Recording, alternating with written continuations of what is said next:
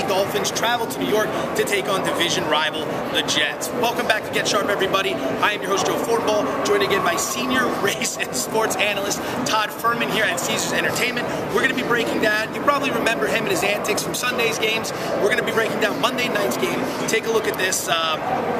Where do we begin? A Jets football team that's 2-3, seriously underperforming, but you can't put the finger solely at that because you go to Miami, 0-4. Matt Moore's now in at quarterback for Chad Henne. He's out for the season.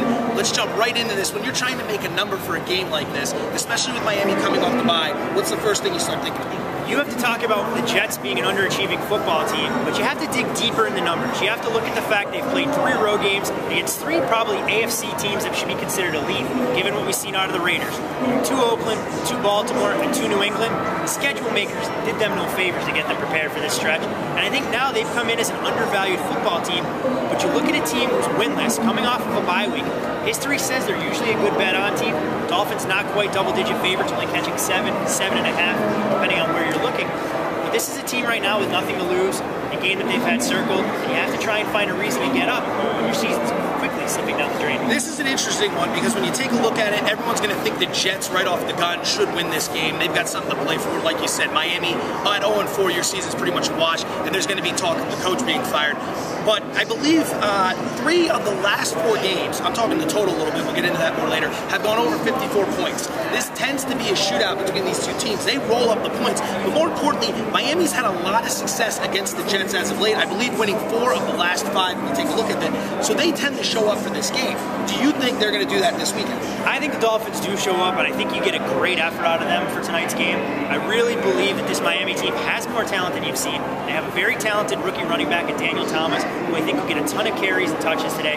Now, am I a big fan of Matt Moore? No, but I don't know who is. There's a reason the Dolphins are catching 7 points, but this is a football team with enough playmakers to stay competitive, and the Jets aren't built to blow anybody out. So when you talk about a game where the numbers hovering between 7, 7.5 and the total 43, 43.5, this is a game that may fall in that 20 to 13 range, 24, 21 type of ballpark, and makes that 7 points a lot more valuable than when you talk about a team like the Patriots, who put points up in bunches and hang 30 in just about everything. Road team 7-1-1 in the last 9 games in this series.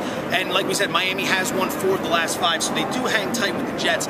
Do you see Miami action coming in on Monday? Does the public have any faith in this Dolphins team, even though they're coming off the bye? Or are they going to look at this and they're going to think it's going to be the Jets, they're going to rebound? Judging by the way the Sharps bet the game early in the week, grabbing that valuable half point, taking it from 7.5 down to 7, I think they anticipate that there's going to be good two-way action in this contest. Otherwise, they would have waited, let that number climb to 8, 8.5. I do think we'll see some public support for the Jets, but awfully tough to back a team who struggled lately, 0-3 straight up in their last 3, as we alluded to. Now you're laying a touchdown. Public looks at that and goes, I'm not so sure I'm ready to lay a touchdown. But a team who's limped into the game, albeit it's a must-win, that doesn't always translate to on-field success. What do you think about Sanchez in this game? He struggled a couple weeks ago against Baltimore, didn't bring his best effort against the Patriots secondary that can be exploited. Tonight, Miami, we've seen them get torched in the secondary all year long. Is this a game where Mark Sanchez finally steps up? I think trading Derek Mason to the Houston Texans this week spoke volumes for what the Jets are trying to do. They realize Santonio Holmes is the best playmaker they have on that offense. The Plaxico Burress experiment hasn't gone well. Dustin Keller is a run-of-the-mill tight end. He's not going to stretch the field down the middle, except on 3rd and short. They need to get the ball in the hands of their playmakers, and Mark Sanchez is going to be successful. I think you saw Sean Green start to emerge against the Patriots.